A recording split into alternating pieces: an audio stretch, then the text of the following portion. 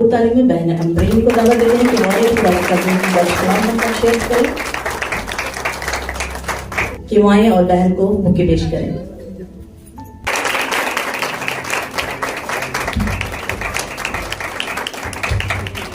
मसीह में आप सबकी सलामती हो। हम खुदावंद के कलाम की तज़ीम के लिए खड़े होंगे। जो बहन अपनी बाइबल साथ लेके आई हैं वो मेरे साथ इमसाल की किताब उसके 31 बाब निकालें और उसकी 25 से 30 आयत तक हम पढ़ेंगे। खुदावंद के कलाम में यूं मरकूम है, इज्जत और हुर्मत उसकी पोशाक है और वो आइंदा अयाम पर हंसती है। उसके मुंह से हिकमत की बातें निकलती हैं, उसकी जुबान पर शफकत की तालीम है। वो अपने घराने पर बाखूबी निगाह रखती है, वो काहली की रोटी नहीं खाती। उसके बेटे उठते हैं और उसे मुबारक कहते हैं। उसका शोहर भी उसकी तारीफ करता है कि बतेरी बेटियों ने फजीलत दिखाई, लेकिन तू सब पर सबकत देगी।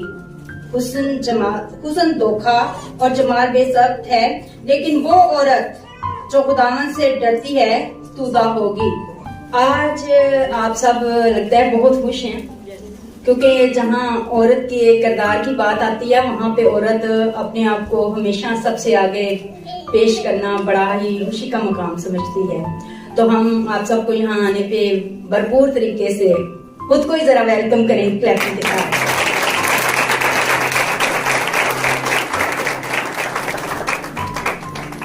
इन आयात को जब मैंने पढ़ा तो आपको अंदाजा तो हो गया होगा कि ये सारी क्वालिटीज एक मसीही औरत में ही हो सकती हैं। आज मेरे पास जो मजमून है, खानदानी तौर पर मसीही औरत का किरदार। हम सबसे पहले आयत नंबर 25 को सीखेंगे। इज्जत और हुर्मत उसकी पोशाक है, वो आइंदा अयाम पर हंसती है। हर औरत दुनियावी तौर पर देखा जाए तो लिबास के बारे में बड़ी ही ज्यादा ना वो होती है कि कहीं मैं एक सूट पहन के चली गई हूँ तो वो दोबारा ना पहन के जाऊं। होता है ना आपके साथ ऐसा भी? लेकिन मर्द बेचारा कमाता भी होता है, वो 6 दफा भी एक सूट पहन लेता है, लेकिन औरत इस पे कंप्रोमाइज कभी भी नहीं करती। वो कहती है कि मैं इस फंक्शन पर नया लिबास पहन के जाऊं, पता नहीं मेरी कजन्स मेरी फैमिली में जब मैं वो लिबास पहन के जाऊंगी तो वो कहेंगी शायद इसके पास एक ही सूट पड़ा है। इसके बारे में हम बड़े ही फिक्रमंद होते हैं। बात हो रही है औरत की, तो औरत को देखा जाए तो एक घर का सतून समझा जाता है और औरत हमेशा अपने खानदान के लिए एक रोल मॉडल होती है। वो माँ के रूप में भी है, बहन के रूप में भी है, बेटी के रूप में भी है, बहू के रूप में भी है, बीवी के रूप में भी है और नंद भाभी बहुत से रिश्तों में मुंसलिक है। और जहां कहीं भी है उसका किरदार एक फैमिली के लिए बहुत ही ज्यादा अहमियत रखता है। हमने देखा होगा कि जैसे हम दुनियावी तौर पर फिक्रमंद होते हैं, ऐसे क्या कभी हम रूहानी तौर पे भी फिक्रमंद हुए हैं?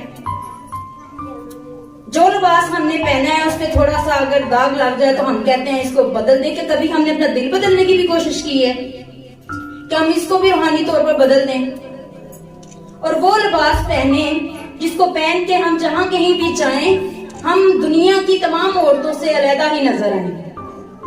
और वो लिबास कैसा है? वो इज्जत का होना चाहिए, वो हुर्मत का होना चाहिए, जिसको पहनकर आप अपने फख्र से अपने खानदान का वकार भी बुलंद कर सकें और अपनी कौम का, अपने मसीही होने का भी इकरार कर सकें कि हम एक मसीही औरत हैं। और साथ देखें, जो एक मसीही औरत मसीह के साथ जिंदगी गुजार रही है वो कभी भी अपने आने वाले फ्यूचर के बारे में कभी भी फिक्रमंद नहीं होती कि वो क्या पहनेगी, क्या खाएगी, अपने घराने को कैसे चलाएगी। खुदा में रहते हुए खुदा के साथ सिंसेर औरत हमेशा इस बात की फिक्र में नहीं होती कि उसके फ्यूचर में उसके साथ क्या होगा। वो हमेशा अपनी आने वाली जिंदगी खुदावंद के हाथों में दे देती है। और इतनी सी बात अगर आप अपनी जिंदगी में डाल लें कि मेरे जिंदगी के हर काम में खुदावंद की मर्जी पूरी हो, तो यकीनन आपके लिए बेहतरीन होगा। फिर जो औरत अपनी जिंदगी का आगाज अपने खुदावंद के नाम से करती है, अपनी जिंदगी को रूहानी जिंदगी बनाती है, उसके आने वाले क़याम उसके लिए हंसी का बाइस बनते हैं।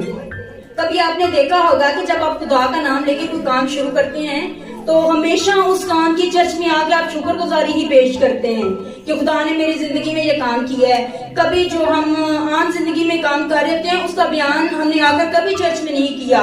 इसलिए हमारा लिबास, पोशाक, हुर्मत और हमारे आइंदा आने वाले फ्यूचर की फिक्र हमारे खुदावंद को होनी चाहिए, हमें नहीं होनी चाहिए। आयत नंबर 26 को लेके चलते हैं। उसके मुंह से हिकमत की बातें निकलती हैं, उसकी जुबान पर शफकत की तालीम रहती है। कि ऐसी औरत जो खुदा से दूर है, जो ये नहीं जानती कि मैं अगर खुदावंद से हट जाऊंगी तो मेरी जिंदगी में कौन सी मुसीबत आ जाएगी, उसके मुंह से क्या हिकमत की बातें निकल सकती हैं? वही औरत जो खुदा के साथ चलती है, खुदा का खौफ दिल में रखती है, वो हमेशा लड़ाई झगड़े से, गीबत से, बुराई से और बहुत से बुरे कामों से बच जाती है। और वो अगर किसी भी रूप में है ना, माँ के रूप में है, बहन के रूप में है, बेटी के रूप में है, बहू के रूप में है, वो हमेशा अपने खानदान की इस्लाह बड़े अच्छे तरीके से करती है। वो हमेशा हिकमत की बात के साथ, सच्चाई की बात के साथ वो अपनी जिंदगी के तमाम प्रॉब्लम सॉल्व कर लेती है। एक जाहिल औरत वो होती है, वो औरत नहीं होती कि जो स्कूल नहीं गई, वो एक जाहिल औरत है। इसके अलावा भी एक जाहिल औरत होती है।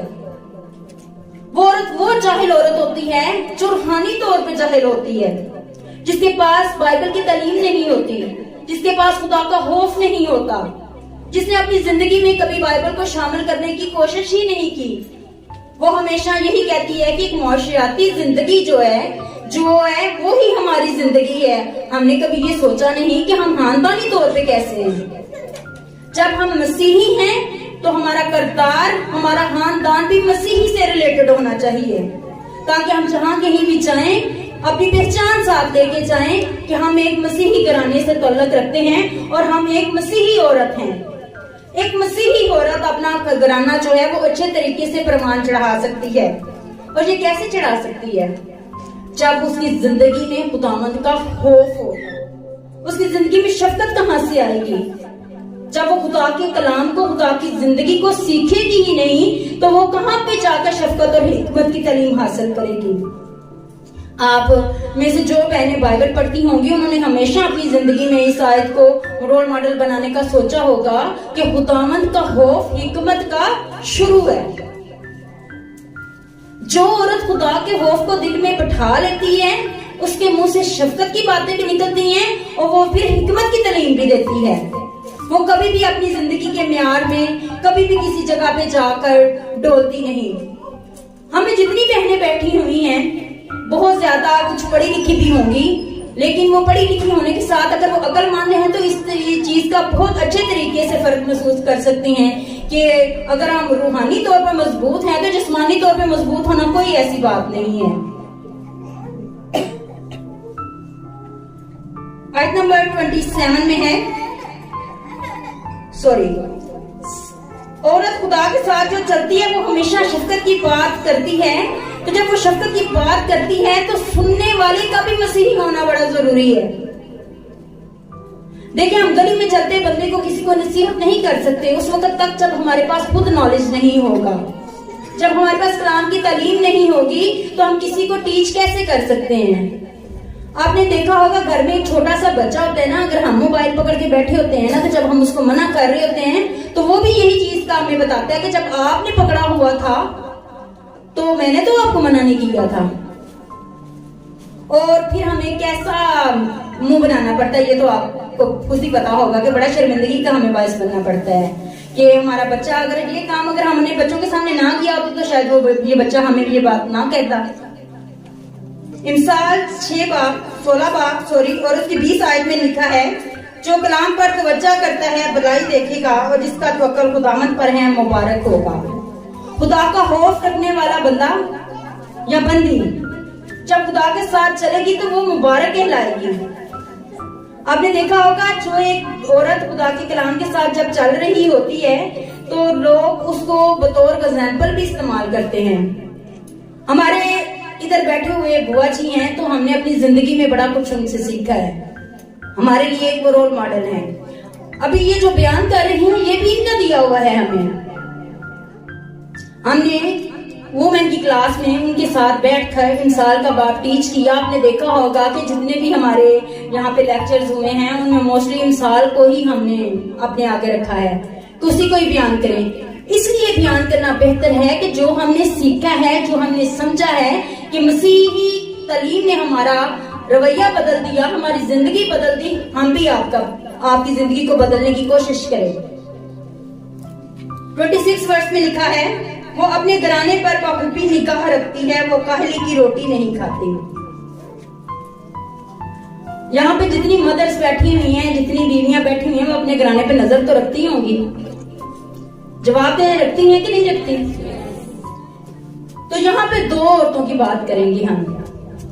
एक औरत जो अपने घराने पर निगाह रखती है और एक औरत वो जो अपने घराने पर निगाह नहीं रखती। अपने घराने पर निगाह वो औरत नहीं रखती जिसका दिन का आगाज भी किसी चुगली से शुरू होता है या किसी ऐसे काम से शुरू होता है कि वो दूसरों की जिंदगी में बड़ा इन्वॉल्व होती है। खानदानी तौर पे ही ऐसी होती हैं। आप एक छोटे से रिलेशन को ले लें, देवरानी जेठानी के रिलेशन को ले लें। एक एग्जाम्पल है जिंदगी की आम सी। एक भाई बहुत अच्छा कमा रहा होता है, एक तरह की सैलरी में थोड़ी कम होती है इसकी आमदनी, तो जिसके मियाँ की आमदनी ज्यादा होगी ना, वो हमेशा थोड़ी प्रॉब्लम्स में आ जाएगी। लेकिन जिसकी कम होगी वो हमेशा यही चीज कहेगी कि अगर उसने कोई ऐसी भी चीज ली हुई है ना कि जिसका हमारी जिंदगी में कोई फायदा नहीं, वो कॉपी करने की कोशिश जरूर करेगी। ये खानदानी तौर पर घराने की मिसाल में दे रही हूँ, जरूरी नहीं मैं किसी को वो कर रही हूँ कि वो इसके साथ अटैच है। लेकिन आपने खानदानी तौर पर ये चीजें देखी होंगी कि हमें फौरन वो चीज आ जाती है कि जो उसमें है वो मैं भी कर लूँ। और दूसरी बात ये है कि दामन पे जो औरत रहती है ना, उसकी नजर दूसरों के घरानों पर नहीं होती, चाहे वो एक घर में ही क्यों न रहते हों। उसे हमेशा यही फिक्र रहती है कि अपने बच्चों को प्रमाण चढ़ा लूं, अपने घर की फिक्र कर लूं, अपने खुदा के साथ चल लूं। जब उसका कहीं भी बस नहीं चलता तो वो दुआ करने बैठ जाती है, फिर खुदा उसकी जिंदगी बदल देता है। ये वो औरत होती है जो खुदा के साथ चलती है और अपने घराने पर निगाह रखती है।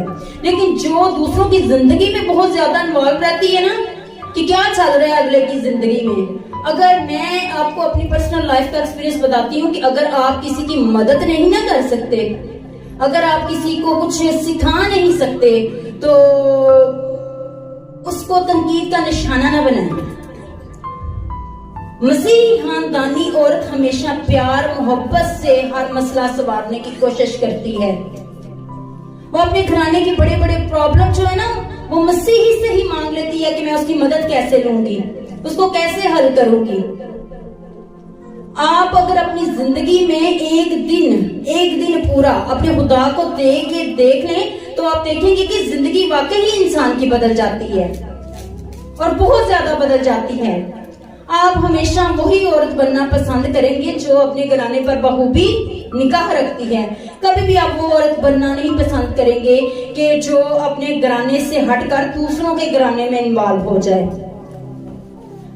आज हमारी जो बात हो रही है वो हो रही है दौरे हाजिर की वुमेन जो है मसीही, उनके किरदार के बारे में। अगर हम देखे जाए ना कि माजी में चले जाए तो हमारी बाइबल में बहुत सी मिसालें हैं जिन औरतों को लेकर हम रोल मॉडल बनाकर अपनी जिंदगियों को संवार सकते हैं। नबिया भी थी, रूत अच्छी बहू भी थी, अपनी सास को बड़े अच्छे तरीके से बड़े प्यार से रिस्पेक्ट देकर वो चल रही थी। खानदानी तौर पर बहुत से रिश्ते हैं जिनको इंसान को बड़ी खुशउस्लूबी से लेकर चलना पड़ता है। हमारी सोसाइटी में अक्सर बेटियां जब ब्याह कर अपने ससुराल आती हैं तो पीछे माँ बाप की फिक्र रहती है उनको कि पता नहीं हमारी भाभी ने हमारे माँ बाप का ख्याल रखा या नहीं। अगर हम अपने सास ससुर का ख्याल रखें तो हमें पीछे अपने माँ बाप की टेंशन करनी न पड़े।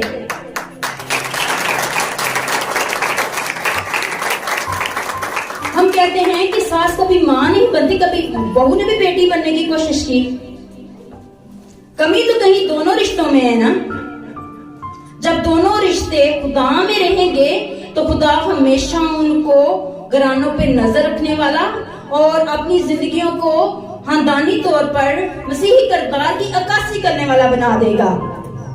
फिर रिश्तों को रिश्तों से गिले नहीं रहेंगे, बल्कि जैसे हमारे खुदा यीशु मसीह ने सलामती और मोहब्बत का पैगाम दिया, हमारे भी घरानों में ऐसी खुशहाली आए। दुनिया की फिक्र रखना। दुनिया की फिक्र रखती है ना जो औरत, वो कभी भी अपना घराना प्रमाण नहीं चढ़ा पाती। आप एक सिंपल सी एग्जांपल देखें अपने घर की, कि जब आप किसी के घर में इन्वॉल्व होते हैं ना, उसका घर बर्बाद करते हैं, तो खुदा भी फिर वैसे ही आपको पलट के जवाब देता है। एक वक्त जिंदगी में ऐसा होता है कि जो आप किसी की जिंदगी में बात कर रहे होते हैं ना, वही आप पे ही कभी आकर रुक जाती है। लेकिन जो मसीह में औरत रहती है ना, वो कभी मार नहीं खाती, उसे ये बातें नहीं सुननी पड़ती, ना उन्हें ऐसी मसाइल का कोई सामना करना पड़ता है, क्योंकि उसकी निकाह अपने घराने पर है। घराने में बहुत से रिश्ते आ जाते हैं, सिर्फ हस्बैंड का रिश्ता नहीं है, बहुत से रिश्ते हैं, इनको बड़े खुशूसलूबी से निभाना पड़ता है। हम कहते हैं जब हमारी शादी होगी तो हमने शायद शोर खरीद लिया। बात आजकल की बहुएं नहीं, हो सकता है किसी वक्त में मेरी भी ये सोच हो, आप अपने पे ना लीजिएगा, हो सकता है कभी मेरी भी यही सोच हो कि मैं अपने पेरेंट्स छोड़ के आई हूं, मैं इसके पिछड़वा दूं। गिराना वो कभी कामयाब नहीं होता जो टूट जाता है, गिराना हमेशा वही कामयाब होता है जो मसीह में जुड़ा रहता है। और मेरी हर बहन, हर औरत यही चाहेगी कि हमारे घराने हमेशा जुड़े रहें और मसीह में कायम रहें, ताकि हम इस चीज से अक्कासी करें अपने किरदार को आगे लेके कि हाँ, दानी तौर पर मसीही औरत मैं हूं। उसके लिए आपको घराने की नजर में अच्छा बनने की जरूरत नहीं, दुनिया की नजर में अच्छा बनने की जरूरत नहीं, सिर्फ अपनी मसीह की नजर में अच्छा बन जाएं।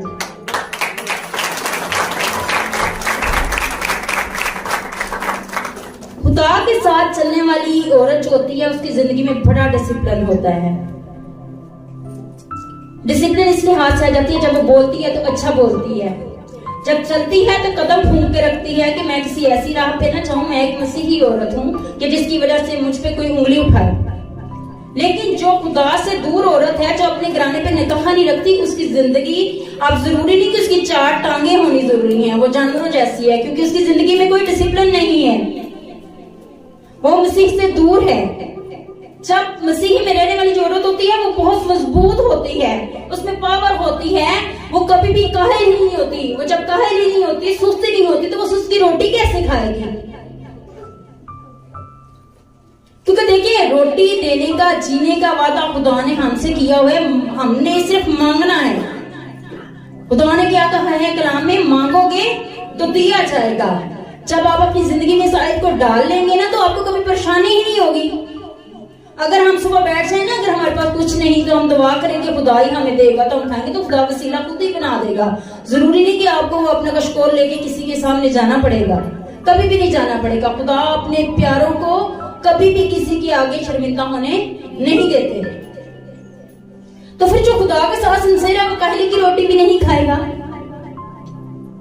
खुदारी, खुदा के साथ चलने वाले बंदे में खुदारी होती है, लेकिन आप अपनी सोच पॉजिटिव रखें बस, कि खुदा ने हमें जब वादा किया है वो देगा, तो हर दुनिया की चीज हमें वो देगा और खूबसूरत देगा, खूबसूरत देगा। यानी कि हम लोग बेहतर सोचते हैं, खुदावंद हमारे लिए बेहतरीन करते हैं।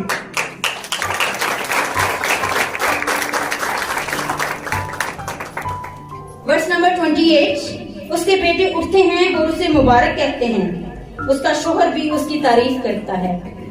2 बड़े खूबसूरत रिश्तों की बात हो रही है, माँ और बीवी। अक्सर घरों में कंपटीशन इसी बात पे आ जाता है। बीवी और माँ की जिम्मेदारियां बहुत ज्यादा होती हैं। अगर आप बीवी हैं तो अपने शोहर की वफादार हों, खुदावंद के हकाम के मुताबिक जिंदगी गुजारें, मिलजुल कर खुशूसलूबी से अपने घर के मसले मसाइल हल करें, लड़के नहीं। बात देखें, अगर खुदा की मर्जी है तो वो भी पूरी हो जानी है जो आपका हस्बैंड कर रहा है, अगर खुदा की मर्जी है तो वो भी बात पूरी हो जानी है जो आप कर रही हैं।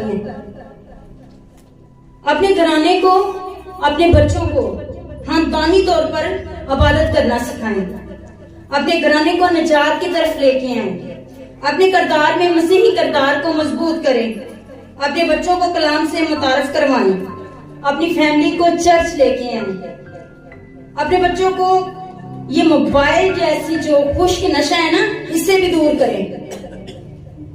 ये कार्टून माएं अपनी जान छुड़ाने के लिए चर्च में भी मोबाइल पकड़ा देती हैं बच्चों को। वो बच्चा बैठा टिकटॉक देख रहा होता है, माँ से रोक रहे थे, ये पास साहब कलाम दे रहे होते हैं। मुझे जब भी खुदावंद पीछे बैठने का मौका देते हैं ना, तो बहुत कुछ सिखाते भी हैं। मैं बहुत सी चीजें देखती हूँ, कोशिश करती हूँ आगे बैठ जाऊं तो वो ठीक है, पीछे बैठ जाऊं तो वो ज्यादा अच्छा होता है। कुछ औरतें घरेलू मसाइल पे बात करना शुरू कर देती हैं। सारा दिन हमारा इन कामों के लिए होता है। 3 घंटे या 4 घंटे हम जब संडे सर्विस में खुदा को देने आते हैं तो उसमें भी हम लोग डंडी मार जाते हैं। और जब एक औरत पीछे मुड़ के, जिसको बुरा लग रहा है ना, वो पीछे मुड़ के जब देखती है ना, तो उसकी माँ अपने बच्चे को नहीं घूरती जितना उस औरत को घूरती है। ऐसा ही है, ये 100% ट्रू है। क्योंकि मैं बात वो करती हूँ जो मेरे साथ बीती होती है। हमेशा इंसान को अपनी जिंदगी का एक्सपीरियंस शेयर करना चाहिए। तो जब आप अपने बच्चे को माँ होने के नाते 3-4 घंटे के लिए चर्च ले आती हैं, तो कोशिश किया करें मोबाइल आते बंद कर दें। अगर ज्यादा बच्चा तकलीफ दे रहा है तो घर रखें, ताकि जिस मकसद के लिए आप आए हैं ना, वो तो मकसद हासिल करके जाएं। बीवी होना कोई आसान नहीं है, माँ होना कोई आसान नहीं है। ये बहुत ही जिम्मेदारी वाले रिश्ते हैं। एक माँ एक बच्चा तरबियत नहीं कर रही होती, उसकी तरबियत नहीं कर रही होती, वो पूरे खानदान की तरबियत कर रही होती है। आपने देखा होगा कि खानदान का बड़ा बच्चा जो है ना, वो कामयाब हो जाए ना, तो माँ को दूसरे बच्चों के लिए कम स्ट्रगल करनी पड़ती है। वो अपने ही बड़े बहन भाई को फॉलो करते जाते हैं। अगर बड़ा जी एजुकेशन में ग्रेजुएशन कर रहा है तो छोटा हमेशा ये कहता है मैं मास्टर ही करूं। और ये बात नहीं है कि जिनमें अकल की कमी होती है वो हमेशा यही चीज कहते हैं, जी पढ़ा तो अपने लिए पढ़ा, कौन सा हमारे लिए पढ़ा है। फिर इस चीज का अंदाजा उसे लाइफ के एक स्टेज पे जाके होता है कि मुझे वाकई अपने बड़े बहन भाई को फॉलो कर लेना चाहिए। बड़े बहन भाई नहीं, अगर कोई आपकी जिंदगी में फॉलो वाकई आइडियलाइज करने वाला बंदा है तो उसको आइडियलाइज करें। ये नहीं कि आप हमेशा किसी मैं अक्सर चर्च में कभी बोलने का मौका मिले ना, तो मैं कहती हूँ कि हम लोग किसी एक्टर को आइडियल बना लेते हैं। कभी हमने ये नहीं कहा कि अगर खुदावंद के फजल से हमें अच्छी बुआ जी या अच्छे पास्टर साहब मिल गए हैं तो हम उनको फॉलो करें, उनको अपना आइडियल बनाएं। कभी करके देखें। खुदा, मैं कहती हूँ हमारी कलीसिया बड़ी कलीसियाओं से खुशनसीब है जिनको लीडर बड़े अच्छे मिले हैं। अगर मैं यहाँ आज खड़ी हूँ ना, तो उन्हीं की वजह से खड़ी हूँ। खुदा से तो हम शुरू से दूर नहीं थे, क्योंकि हमारी फैमिली ही पास्टर की थी। हमारी नस्ल दर नस्ल कोई पास्टर बनता है, लेकिन हमें पॉलिश जो की है ना, बुआ जी ने किया और पास्टर साहब ने किया है। और हम फख्र महसूस करते हैं जब हम इधर ही खड़े होते हैं ना, इसी डाइस पे खड़े होते हैं, तो आप कह रहे हैं कि हम अपने आप को बड़ा ऊंचा समझते हैं। बड़ा खुशकिस्मत वो कह रहे घराना है जिसमें आपको गाइड करने वाले हों। मैं एक माँ होने के नाते यहाँ पे जितनी हमारी बेटियां बैठी हुई हैं या बच्चे आए हुए हैं, यहाँ कुछ ऐसे हैं कि लर्निंग पीरियड में उनका लाइफ चल रही है। कभी भी अगर कोई आपको मना करे ना, तो उनको जवाब ना दें। हो सकता है आपकी बेहतरी के लिए ही वो चीज हो।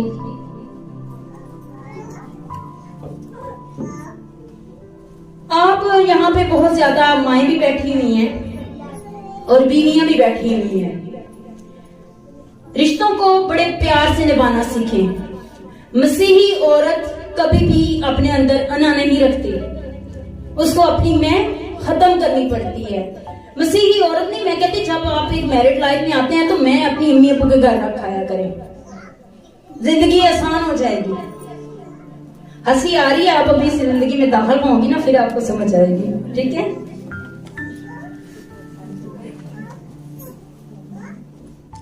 बीवी की तारीफ हर बीवी चाहती है मेरा शोहर मेरी तारीफ करे, चाहती है ना। कितनी मैरिड खवातीन जरा हाथ ऊपर करें।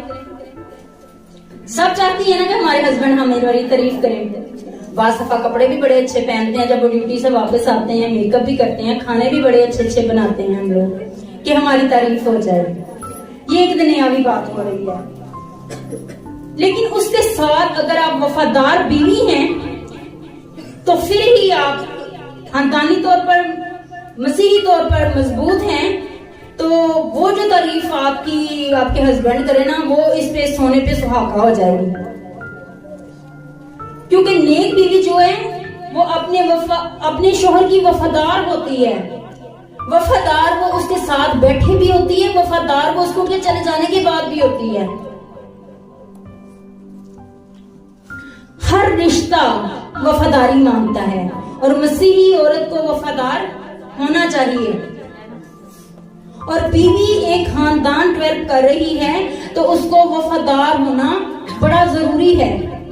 जरूरी इस तरह है कि खुदावंद के कलाम में लिखा हुआ है, मिसाल 12 बाब उसकी 4 आयत में, नेक बीवी अपने शोहर के लिए ताज है, लेकिन नदामत लाने वाली उसकी हड्डियों में बोसीदगी की मानिंद है।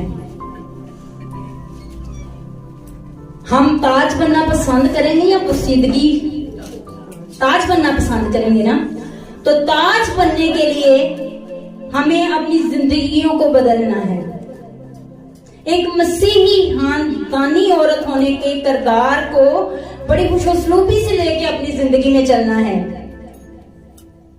सर पे बैठना हर एक को पसंद है, पर पता तब चलता है जब सर तक बंदा पहुंचे।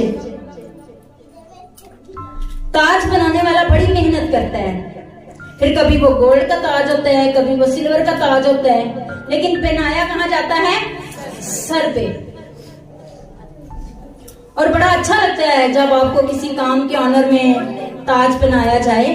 तो हर बीवी मसीही औरत हमेशा सर का ताज बनना ही पसंद करती है, वो बोसीदगी नहीं। और आपको मैं एक बात बताऊं कि बोसीदा जो चीज है वो अपने कह रहे कि उसके टेक्सचर से पता चल जाता है कि उसमें से बदबू आती है।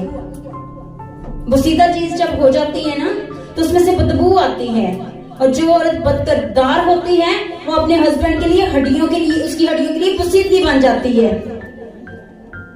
और जब वो बोसीदगी बन जाती है ना, हड्डियों में घुस जाती है, तो फिर औरत लोगों में बैठे कहती है कि पता नहीं मेरा मियां बीमार क्यों रहता है। तो जब वो बोसीदा हड्डियों की तरह बोसीदगी के साथ उसके साथ चल रही होती है ना, तो जब एक अच्छी खुशबू और बुरी खुशबू का मुआवजा करे ना, तो अच्छी चीज से अच्छी खुशबू आती है, बुरी चीज से फिर बुरी खुशबू आती है।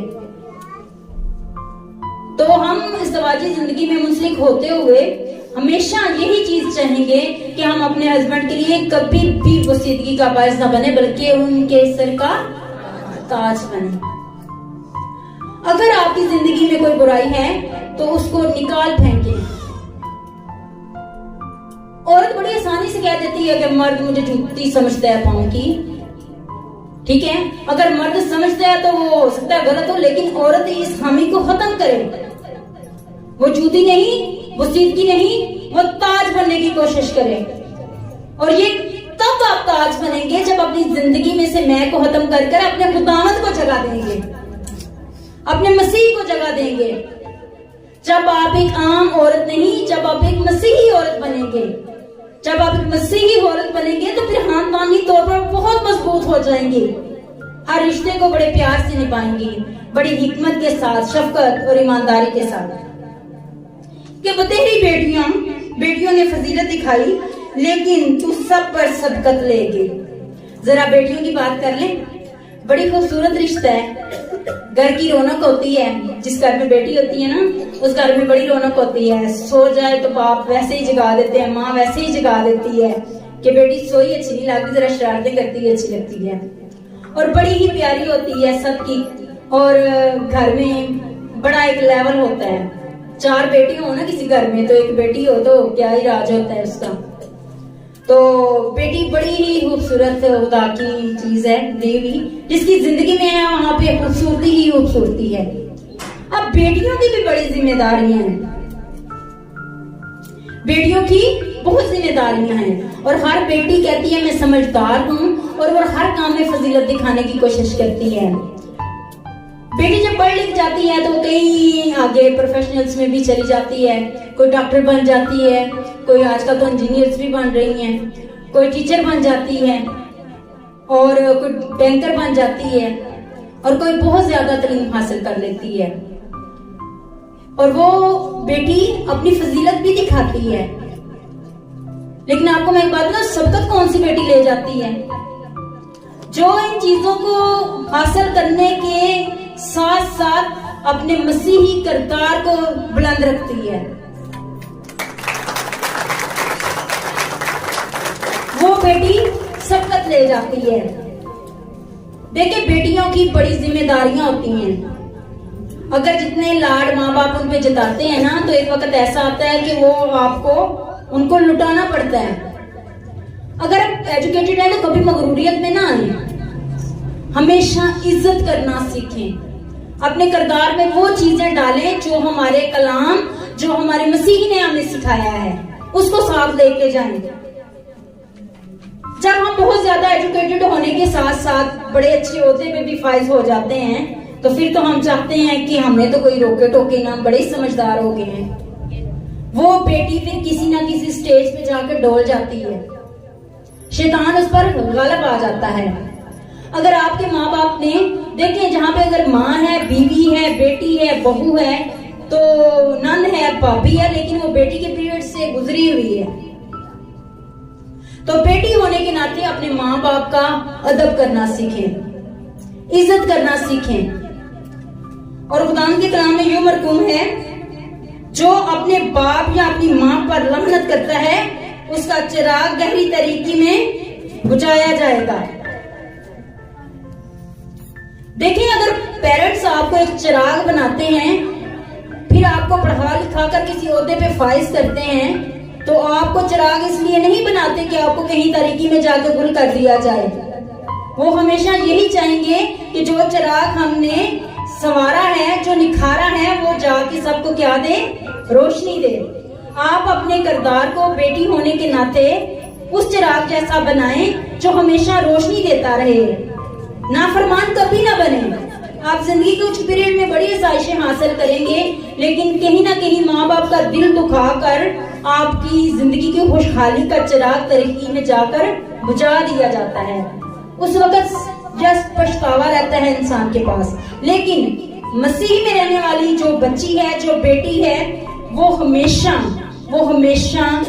सात बंदियों में भी खड़ी हो ना, तो वो अपने मसीह किरदार से अपने आप को एक रोशन चिराग जैसा ही रखती है। आप रोशन चिराग बनना पसंद करेंगी कि वो चिराग बनना पसंद करेंगी जिसको तरीके में बुझा दिया जाए?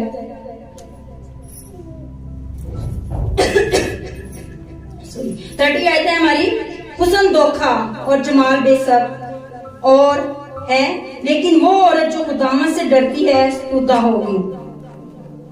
हुस्न की बात कर लें, बड़ा फेवरेट टॉपिक है औरतों के लिए। देखिए, हम हुस्न पे बड़ा ही कभी कभी औरत के पास जब हुस्न आ जाए ना मेजोरिटी में, तो वो फिर गुरगुर भी करती है थोड़ा सा। लेकिन मसीह के साथ चलने वाली औरत का हुस्न कोई और होता है, ये दुनियावी हुस्न नहीं होता। उसका हुस्न कैसा होता है, ये हम खुदावंद के कलाम से ही सीखेंगे। वो कलाम को दिन रात अपनी जिंदगी में डालती है। उसका दिन खुदावंद के नाम से शुरू होता है और उसके दिन का एहतमाम भी खुदावंद के नाम से होता है। जो औरत खुदा का खौफ दिल में रखती है, वो कभी भी किसी प्रॉब्लम का शिकार नहीं होती, क्योंकि बहुत सी बुराइयों को खत्म करना हो तो कह रहे ना कि एक ऐसी बीमारियां हैं बहुत ज्यादा, और उसको खत्म करने के लिए एक दवाई का होना बड़ा जरूरी है, वो सब पे काम कर जाए। हम हमेशा ये जिंदगी में चीज जरूर सोचते हैं कि एक ही दवाई दे दे जिससे सबका इलाज हो जाए। इसी तरह एक मसीही औरत के किरदार को अगर खानदानी तौर पर मजबूत बनाना है, तो सबसे पहले दिल में खुदावंद का खौफ लाना है। जब खौफ लाना है तो वो अपनी जिंदगी के हर पहलू में खुदावंद की मर्जी को शामिल करेगी। जब खुदावंद की मर्जी को शामिल करेगी तो वो हमेशा आसूदा रहेगी। उसको जिंदगी की हर आसाइश मिलेगी, थोड़ी लेट मिल जाएगी लेकिन वादे के मुताबिक मिलेगी जरूर।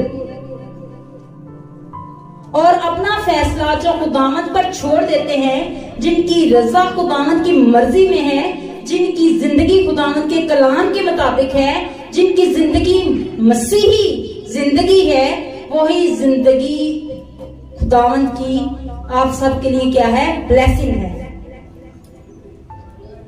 देखिए, अगर जिंदगी ना हो तो इंसान कुछ भी नहीं कर सकता, लेकिन जिंदगी अगर मसीही जिंदगी हो तो क्या ही मजा है।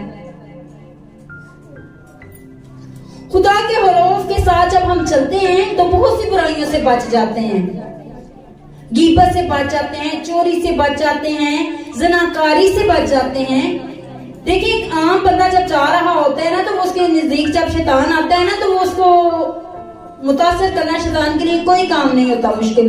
लेकिन जो खुदा के साथ चलने वाला होता है ना, उसको शैतान वरगला नहीं सकता कभी। आज हम जितनी भी बहनें यहाँ पर इकट्ठी हैं, आइए हम खुदावंद के हुजूर में रहते हुए अपने दिल में इस बात को बैठा लें कि हमने खानदानी तौर पर अपने करतार को क्या बनाना है, मसीही। और हम आज दुआ भी करेंगे कि खुदावंद औरत को खानदानी तौर पर मसीही बनाए। खुदावंद के कलाम के पढ़े और उसके सुने जाने और सीखने पर खुदावंद की खास बरकत हो। आमीन।